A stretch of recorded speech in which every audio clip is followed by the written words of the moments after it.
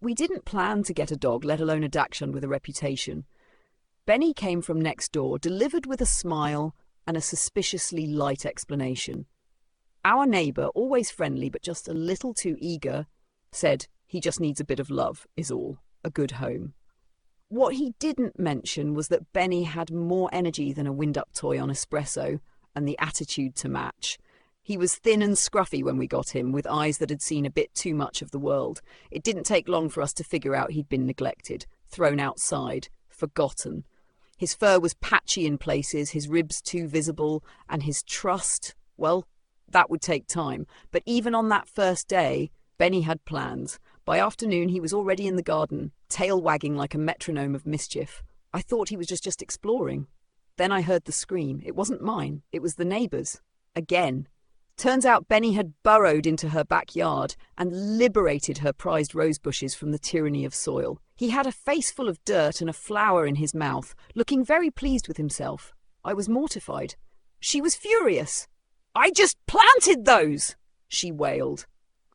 Those were heritage roses. I apologised so many times I lost count, while Bennie sat there proudly like he'd just won Best in Show. And that's when it hit me. This little dog wasn't just a handful. He was a whole story waiting to be told.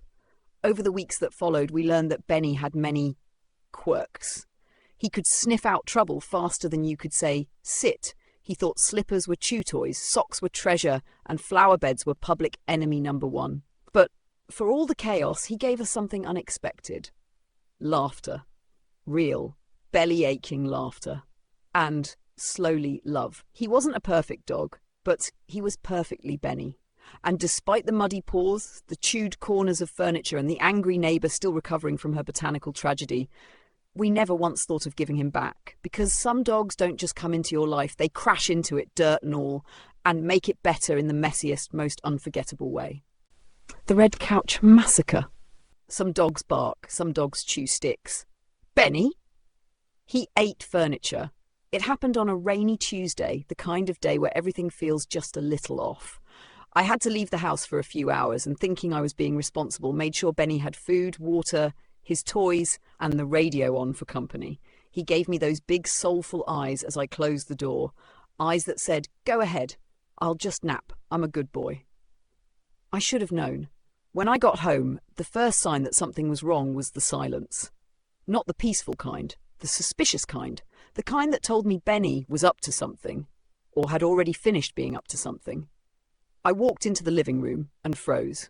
The red couch, the one we'd bought second-hand but loved like it was a luxury antique, was gone. Not stolen. Devoured. Red fluff was everywhere.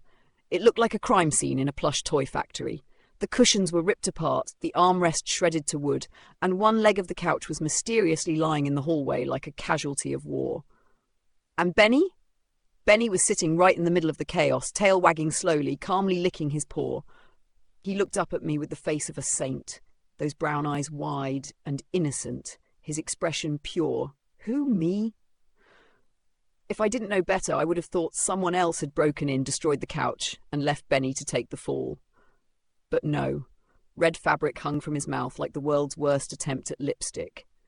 He blinked at me sweetly and yawned as if to say, "Oh, hello! Lovely weather we're having. Have you tried the new couch stuffing? Exquisite!" I stared at him. He blinked again. I sighed.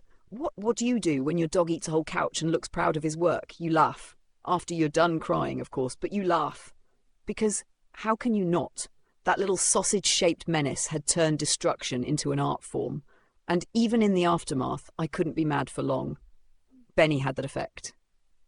That was the day I learned an important lesson. Never leave Bennie alone with anything upholstered. Ever. We never replaced the red couch. Instead, we kept a photo of it, pre-Bennie, and told guests the story of the dachshund who ate a sofa and got away with it. Because, in this house, that couch became part of Bennie's legend.